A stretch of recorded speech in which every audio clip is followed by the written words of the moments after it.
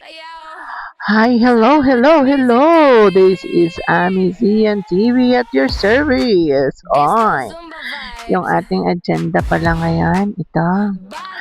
I bought some uh, avocado here in the Philippines, Davao City. Napakamura po ng ating avocado. Affordable po yan. Kaya lang, sa dami-dami ng aking binili, yung iba is not good. Bulok yung iba. Pero yung iba naman, yung napapakinabangan.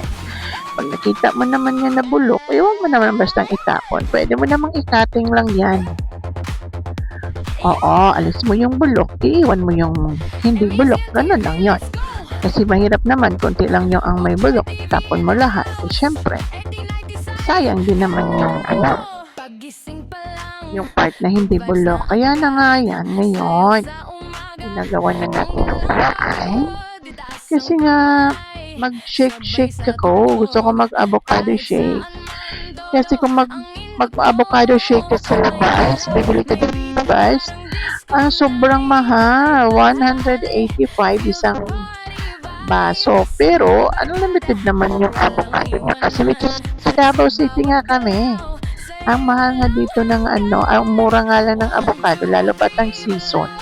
Kaya lang pumapalit lang siya sa 50 pesos. Ayan.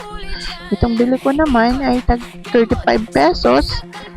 Bumili na ako ng mga 3 kilo. Kasi kung minsan aabot pag hindi siya season. Aabot yan ng mga 350 per kilo. Eh ngayon, mabibili mo lang siya sa 35, 40, ganun lang. Pero may mga mura din ng mga avocado. Pang shake mo lang. Eh, meron naman tag 20 pesos, di ba? Why not bibili sa 30 instead sa tag 350 kilo? Ayun na nga, yan na. Pinakrush ko na nga lahat yan. Oo. Ang sarap niyan pag lagyan ng mga sangkap, yung mga ganyan, bago kinukukuskus yan, ginaganon ko na kinakrush ko muna siya sa tinidor para wala nang buo-buo. Oo, di ba? Saka madali lang din. Yung iba kasi ini-scrap nila ng kutsara, yung buo siya. Pero ako ayoko para hindi naman masyadong matrabaho mga langka. Kasi nga may ako dito na siya. Sobrang vitamin C dito sa kahit avocado. Ang alam ko dito na vitamin sa avocado is vitamin A. Na nga, makontinue na nga lang tayo sa voice over. Honestly, ito lang yung pinakauna kong voice over, ha? Basta nga, yun. Para bang na-excited ako dahil may bago nga akong Bluetooth microphone.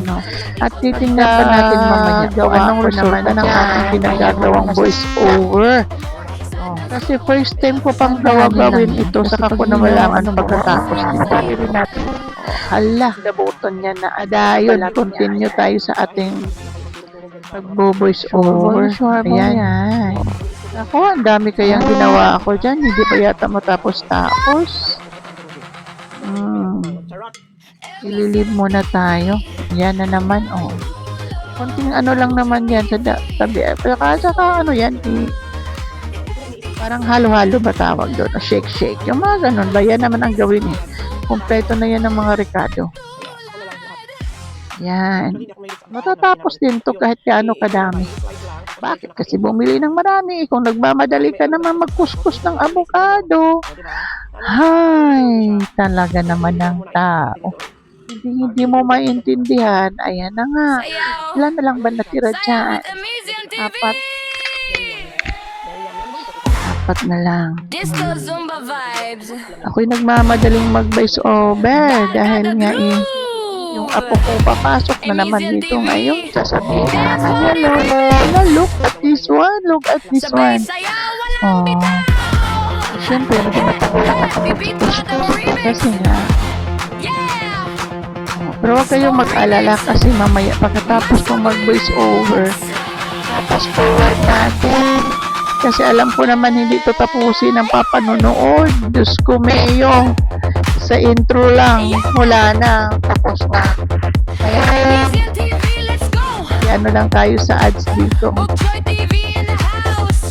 Ayan, kunti na, malapit na tayong matapos. Ayan na. Basta huwag kayong mag-alala. Mamaya i-ano ko rin yan. Ipapas-forward natin. Kasi nga, alam mo yung editing na yan. Try lang din ako mag-edit. Kayang hard baya ako, no? Kaya hindi pa ako marunong talaga sa editing na yan. Ako lang. Record lang ako. Hindi ko pa nga alam kung anong resulta nitong aking recording dito eh. Basta, ayan na. Parang ang sarap-sarap. Natakam na ako. Kung hindi ako kumakain ng avocado na ganito kapino, yung kinukuskus. Hindi pa gusto kong kumain ng avocado, walang halo. Ginangat-ngat ko na diretso. Wala nang ganito, yung i-crush mo pa siya, babanggurin mo pa. Ayoko na ano ako, reacts na. Parang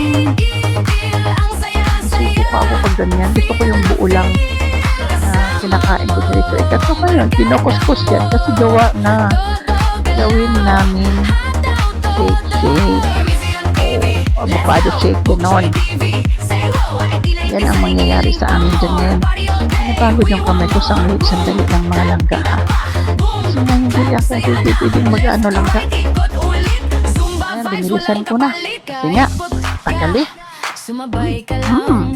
Kala mo naman, tapusin nila panoorin to. Hindi naman nila panoorin lahat. Oh, ayan na. Oh, tapos na, well done na. Kasi kahit ako, napapagod nga rin eh. Ako nagbibideo, kayo pa kayang manonood. Ay, nako, wasting time man talaga. Pero wait, ganito daw talaga. Dapat mag-upload ng long form video.